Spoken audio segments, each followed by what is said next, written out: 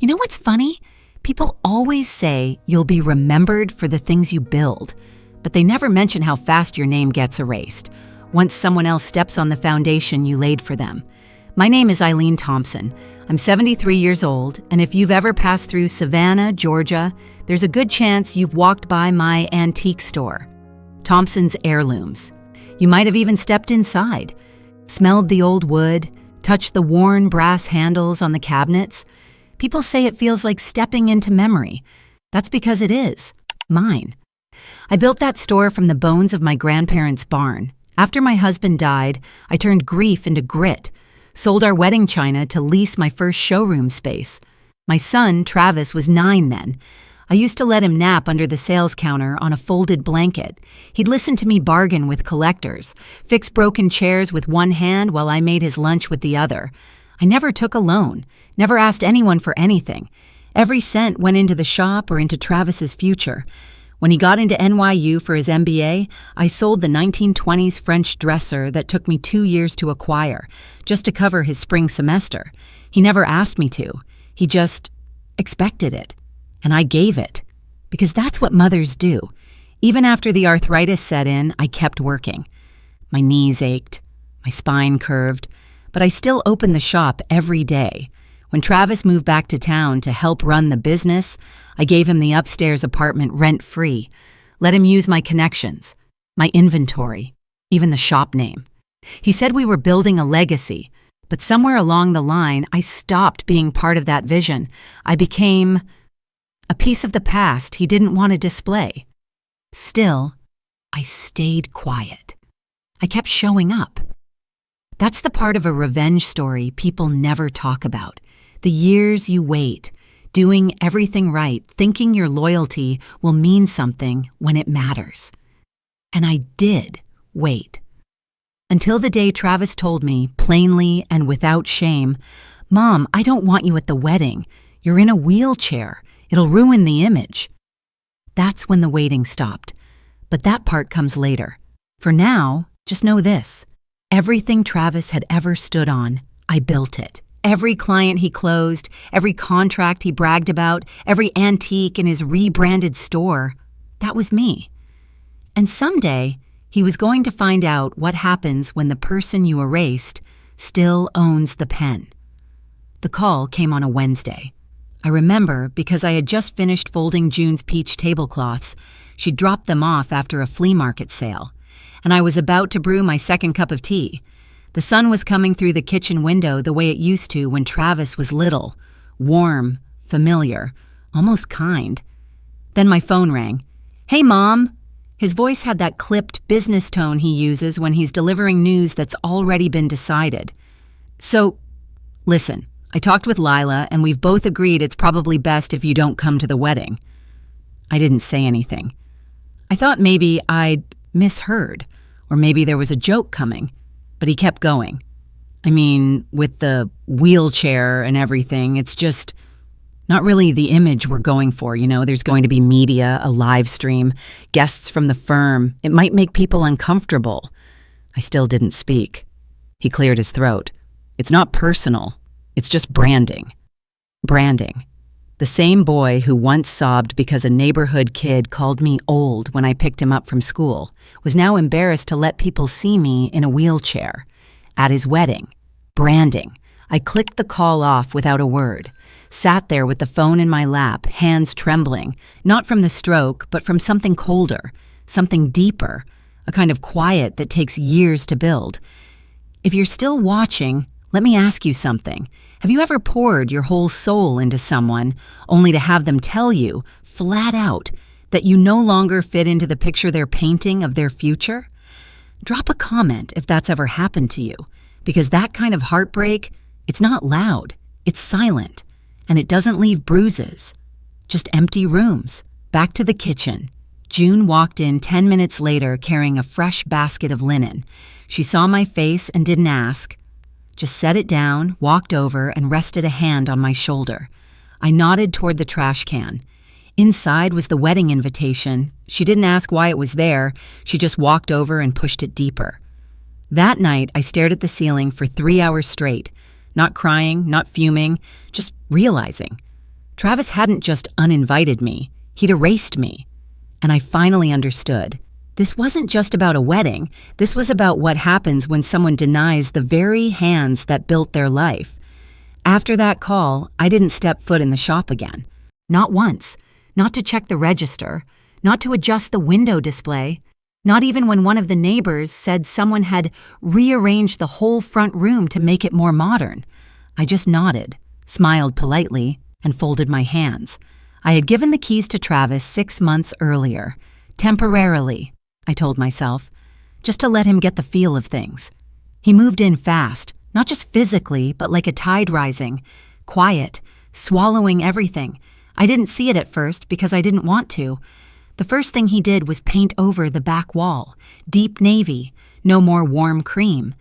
Then he took down my handwritten signs and replaced them with acrylic placards and QR codes. I saw a photo on Instagram. The caption read, "The new face of heirlooms, modern, minimal, iconic." There was no mention of me, no photo, no founded by, not even a footnote, just a shiny new brand that pretended it had built itself from air. I watched June scroll past the post in silence one night. She didn't say anything, but I saw the way her jaw set. She reached over and gently turned my phone face down. Then came the final straw. Travis was on a Zoom call with some investor group. I wasn't supposed to hear it, but the walls are thin, and his voice carries when he's pitching. "I'll be honest," he said, laughing.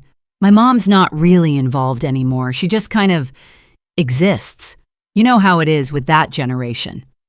That generation. I felt something snap then.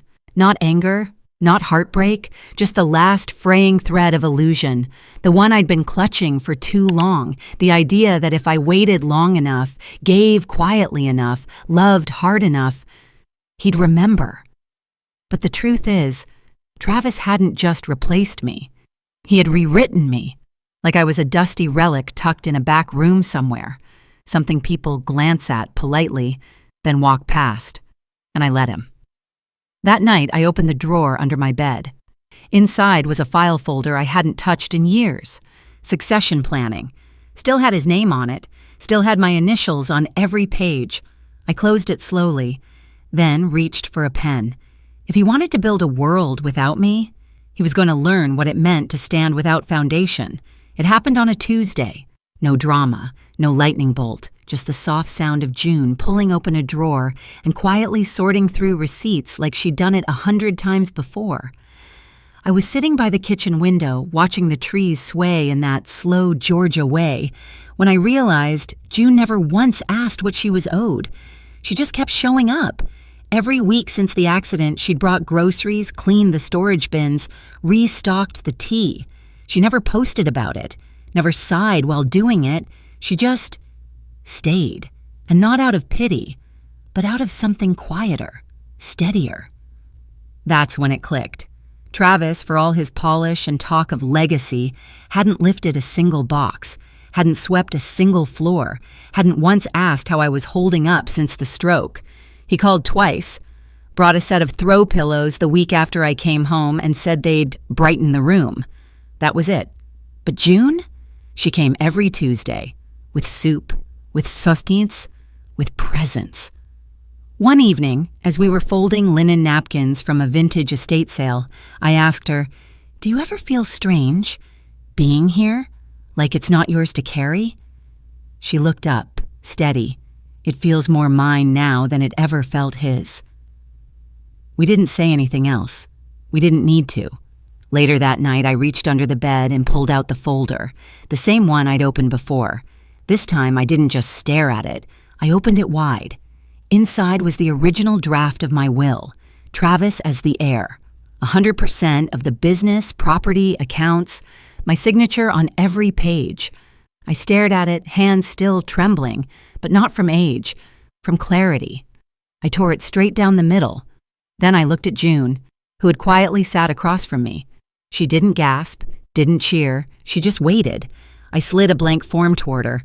"You're the one who's earned it," I said. "You don't need to sell yourself. You already did the work." She nodded, took the pen, and began. For the first time in a long time, I felt something release in my chest. Not joy, Not revenge, just peace. I wasn't rewriting history, I was correcting it, because legacy isn't about blood. It's about who stays when everyone else walks out. And June had stayed. We scheduled the meeting for 10 a.m. sharp. June wore a navy blouse and no makeup. She said it didn't feel right to dress like a CEO when what we were doing was simply setting things right. I stayed home that morning, parked by the window in my old reading chair, the one with the fraying armrest from years of balancing ledger books on one side and Travis's baby bottles on the other. Across town, in the office that used to carry my name on the door, June walked in with a folder of updated legal documents and a calm that shook everyone more than anger ever could. Travis thought the meeting was about his official handover. He walked in grinning, adjusting his tie, holding that sleek portfolio like he had already signed a deal he hadn't earned. What he didn't expect was the lawyer sliding a single document toward him.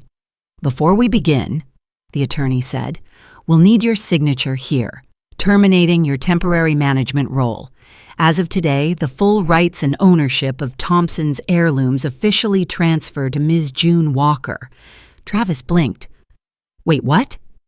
June didn't flinch. "This isn't a negotiation." He looked around like someone had moved the floor beneath his feet. "You're giving it to her?" "She earned it," I said softly, voice carried through a speakerphone just once. "You made the brand look clean. She made the store survive." There was a pause so thick I could feel it across the line. He didn't scream, didn't curse, but I heard the paper shift as he reluctantly picked up the pen, his name scratched across the page like a man etching his own goodbye. When he left, June handed him a white envelope, just like the ones we used to give seasonal staff.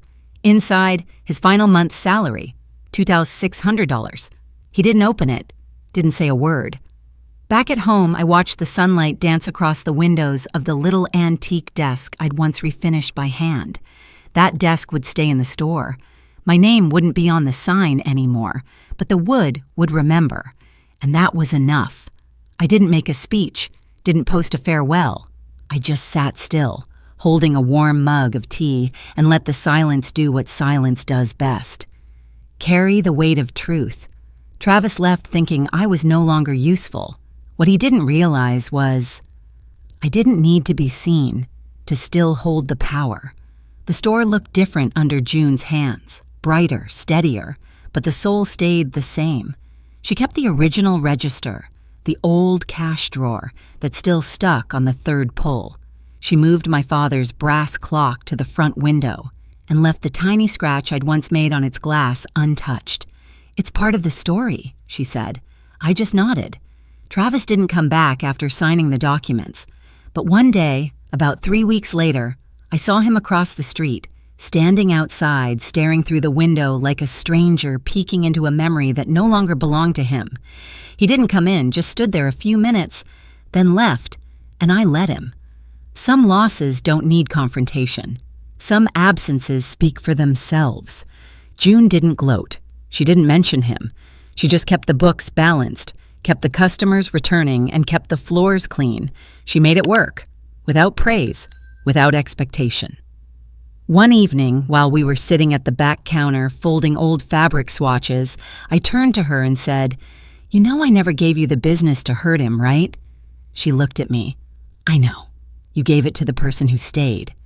I felt my chest tighten, not from pain, but from the kind of relief that settles when you finally put the right name on the deed. The shop grew slowly. No big headlines, no features in design magazines, but regulars came back. Locals brought in pieces from their attics, hoping we'd breathe life into them again, the way we always had. One afternoon, a man walked in and said, "Didn't this place belong to that Thompson woman?" June gestured toward the photo on the back wall. Me at 34, arms crossed, standing in front of the shop the day it opened. "It still does," she said. "She just runs it differently now." I stayed quiet. Let the moment hold. That was enough. Not applause, not legacy speeches, just the quiet knowing I was never erased, just quietly remembered by the one who saw me.